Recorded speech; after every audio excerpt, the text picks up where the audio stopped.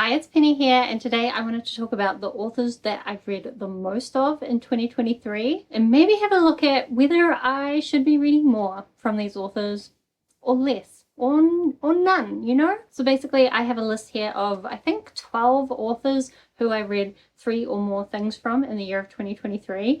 There is one author that I read 17 things from, so see if you can guess who that was. But I'm going to talk about these from the ones I read the fewest of to the ones I read the most of, so we'll get to that one last. And I've also sorted this list by ratings, so we're going to talk about the ones with the lowest ratings first and then work up to the highest ratings. So firstly, Shauna Maguire. So in 2023, I read the 8th book in the Wayward Children series, Lost in the Moment and Found, as well as the last 2 books in the Up and Under series, Into the Wind-Wracked Winds and Under the Smoke-Strewn Sky, I think. To be honest, the Wayward Children series has been kind of hit and miss for me the whole time. I think it's because each series tries to deal with a particular topic or theme, and if you relate to that, then I think these books can have a really big impact. If it's not something you relate to, then I think they can be a bit of a miss. For me, Lost in the Moment and Found actually had kind of 2 things going on, and there was a trigger warning for one, which was good, but the other one I actually thought was described in a much more graphic way, and it shocked me that there was no trigger warning for that. And then as well, I personally just didn't feel like enough was done with that theme, but I know that other people feel differently. In fact, I know a lot of people really love this book, but for me, not so much. There were some interesting things introduced about the world, so I did give that one 3 stars. But then we have the final books in the Up and Under series. I love the first book. I thought the series has so much potential because it's like books written in the world of her other book, Middle Game. In Middle Game, there are some middle grade books written, and now Shauna Maguire is writing those books like under the pen name of the character from Middle Game who wrote those books. The concept is amazing. The first book had a lot of promise. Then, though, instead of the rest of the books delivering on that promise, it was a steady decline, and I don't think this one is one that's an unpopular opinion as my one is on the Wayward Children. It just is a very disappointing series, basically. There's a lot of waffle, the plot doesn't really move forward, the themes and the concepts aren't strong enough or aren't explored far enough. It's just a very disappointing series. So those ones, I gave the 3rd book 1.5 stars, and then the 4th and final one 2 stars. So not so great. And that makes the average rating for the Shauna Maguire books that I've read in 2023 only 2.17. And so what that really should mean is that I should not pick up any more Shauna Maguire books. However, you know, there's been some Shauna Maguire books that I've absolutely loved and I've given 5 stars. So we're going to give Shauna Maguire one more year to redeem herself. That's 2024. I know I'm going to be picking up the 9th book in the Wayward Children series. I forget the title, but I'll put it here. And then as well, there's the 3rd book in the Alchemical Journeys series. This is the one that started with Middle Game, which I loved, 5 stars, even on a reread. Then the 2nd book, Seasonal Fears, I hated it. So I kind of don't know how to feel about the 3rd book. I'm worried I'm not going to like it, but I'm going to at least try it. If I don't like those 2, then maybe it's the end of the road for me and Shauna Maguire. I do think I might try some of her stuff that she writes as Mira Grant though, because I think that's a little bit darker and more my style. Maybe that's where I should be heading instead. Okay, then the next author on the list is Philip Pullman. So I read all 3 books from the His Dark Materials series by him, and like I'm just going to pretend that the continuation of that series doesn't exist because I don't want to continue. But this series basically follows this young girl called Lyra in this world where people have these demons as their familiars, and Lyra is learning about the magic of the world. I gave the 1st book 2 stars, then the 2nd book 3 stars because the 2nd one introduces another kind of main character as well as like a really cool concept. The 2nd book did give me a lot more hope for the series, but then the 3rd book went off in a completely different direction. We hardly got any of the main characters, Lyra or Will. Philip Pullman really started pushing his anti-religious philosophy a lot harder, and I am not a fan of religion, but I still didn't like the way that Philip Pullman was writing some of those ideas or exploring things. And I wanted more of a fantasy plot than what we actually got. Or I wanted the sci-fi elements to be explored more as well. So, I don't know. Overall, I think the writing style was just not for me. And I am kind of surprised so many people enjoyed this when they were younger. But again, I think it's something where, you know, kids aren't always very critical of the actual writing of the things they write. It's more like, does it have interesting ideas that they can get intrigued by? And so I can see why, like if I'd read this as a kid, maybe I would have loved it too. But I didn't. I read it as an adult and I didn't really like it. And to be honest, I don't think I'm ever going to pick up anything by Philip Pullman again, because the average rating for that series was 2.33, and that's just not encouraging.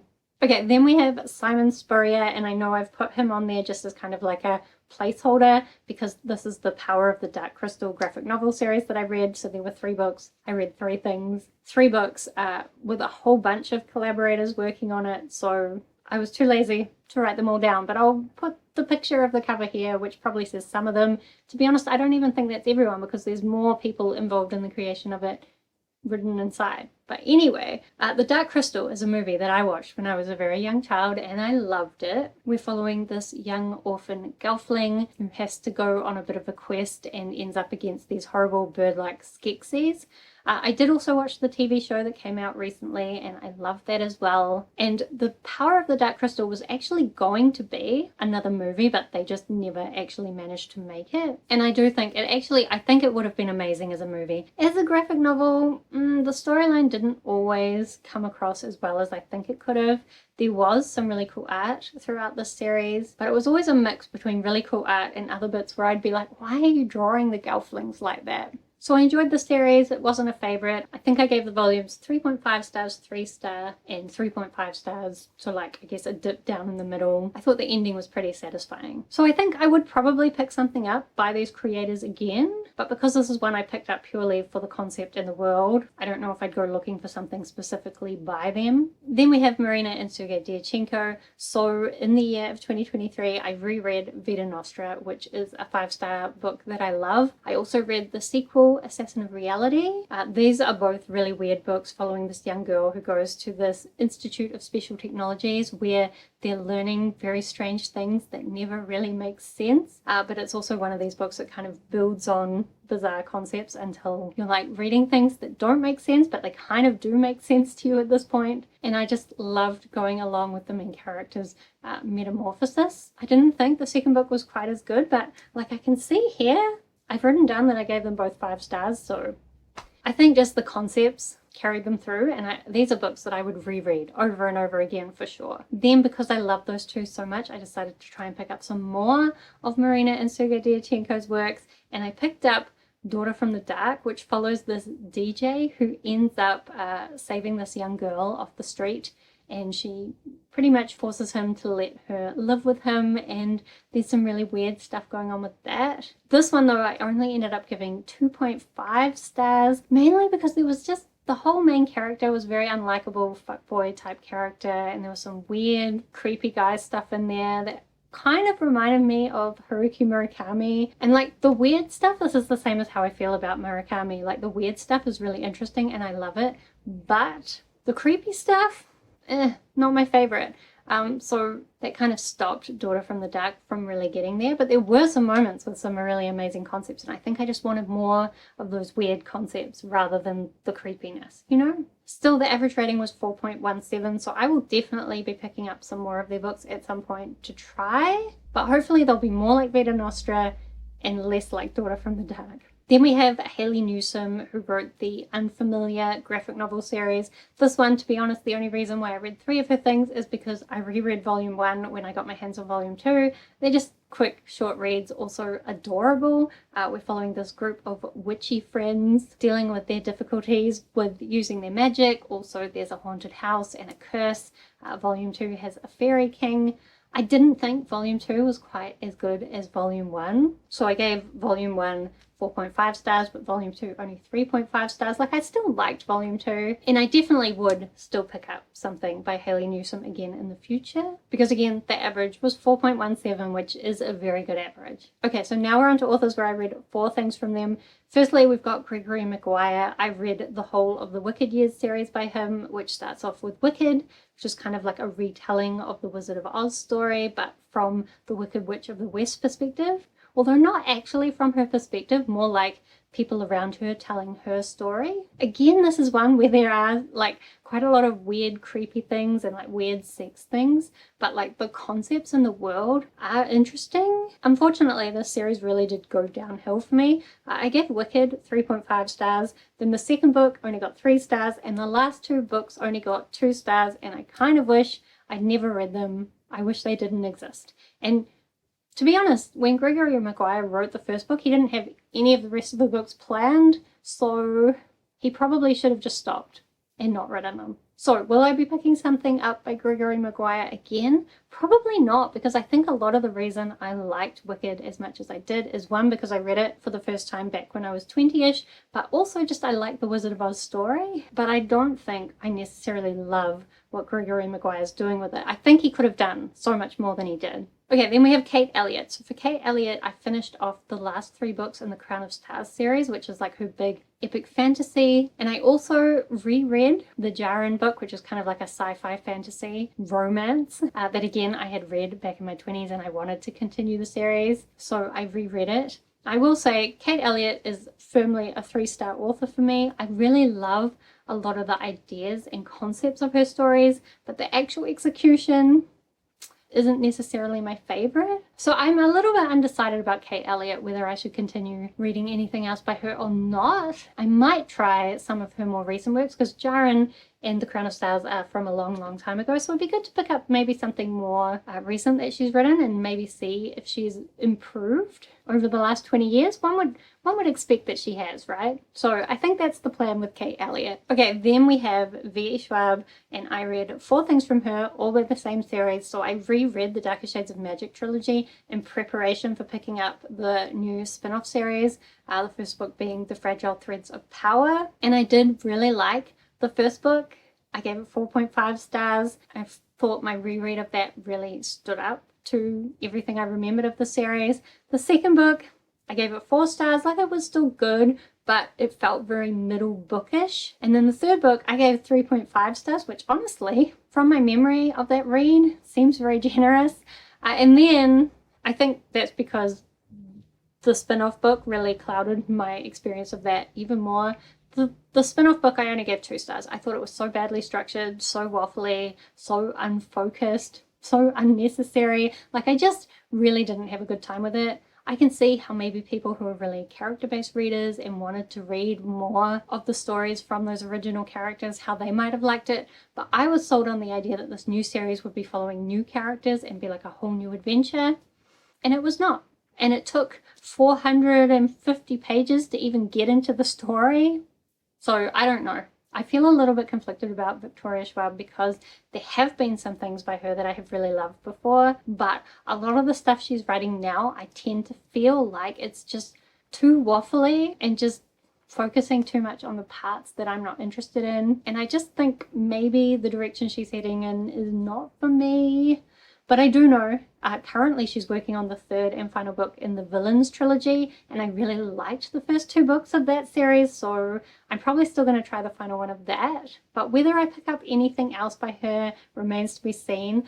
I think I probably will if it's an interesting concept, but then I'm a little bit worried that I'll have regrets because I won't like the execution of that concept. Okay, now we're up to authors where I read 5 books by them. Firstly, we've got Kaio Shirai and Pazuku Demizu. So these are the authors of the Promised Neverland graphic novel series that I started in 2023, and I read the first 5 volumes. This is a 20-volume series, so will I read more by these authors? Yes, yes I will, because I am continuing the series. In fact, I've already read some more volumes this year, and I've really been loving them. I was struggling a little bit in the beginning because this is a series about these kids in an orphanage, and something's a little bit off about the orphanage. When we discover what that is, they decide they need to escape, and I felt like it took a long time for that escape to happen. But in the volumes I'm reading now, we're kind of getting more into the world and we're learning so much more, and like every volume I've read recently has had a new concept in it, and I'm loving it. So I guess I should say, so the 5 volumes I read in 2023, I gave them 4 stars, 4 stars, 3.5, 3.5, 3.5. Those 3.5s is when I felt like we were stuck, but I'm really liking the direction of it. So I'll definitely be continuing that one. And I guess we'll decide if I pick up more things by these authors like once I've finished that series. which is still going to be a while. Okay, then I've written down that I read 5 things by GGDG. So GGDG is the creator of the Cucumber Quest webcomic / graphic novel books. First 4 chapters were released as books, and then it was continued on the web a little bit, and then it's been on infinite hiatus, so who knows if this will ever be finished, and who knows, I don't think I would ever pick up anything else by GGDG if they released it until this series is finished, but I also don't think they would release anything until this is finished, but I guess we'll see. Who knows if it'll ever actually be finished. But I gave the first volume 5 stars, then 3.5 stars, 4 stars, 4 stars, 4 stars. Although I kind of just counted it as the first 4 volumes and then the rest that I read on the web. This is just a really adorable series about these rabbits that end up going on a quest to save their kingdoms, and they have to travel to all these different kingdoms. It's really wholesome and adorable and humorous. I loved it. It just made me laugh so many times, but like in a really happy way. I loved it so much. I really hope that one day we'll get the actual ending. Okay, now we're up to the heavy hitters. We've got 5 books that I read by Joe Abercrombie, which is basically the first 5 books in the First Law world, which I have been reading along with Becca and the Books' catch-up book club, although I think I'm a little bit behind at the moment, but I am definitely going to catch up because I am loving these books. The first book I gave 4.5 stars. Actually, the first trilogy I gave every book 4.5 stars, and then the 2 standalones I read I gave 4 stars, and I just love this series. We're following kind of all these different morally grey characters in this world where all these different empires are at war, and behind the scenes is kind of this bigger magical conflict going on where these very powerful people are using everybody else as tools. But just I love all the characters and the twisted things that Joe Abercrombie has happen, and the way he describes them though in such a humorous way, and also at times just gets to the heart of things in ways that feel like deep and meaningful. I really love this series, and I will definitely be continuing it, and I will definitely be picking up more things by Joe Abercrombie. Like definitely. Okay, so now we're up to the author that I read 17 things by, and that would be Brandon Sanderson. Let me pull up a list of all the things that I read by him because I don't remember them all. Okay, so actually let's explain why I read so many things by Brandon Sanderson. Firstly, I decided before I got into the final book, or before I got to Rhythm of War, the last released book in the Stormlight Archives, I decided I needed to do like a whole Cosmere reread, and I started that in 2023. So because of that, I read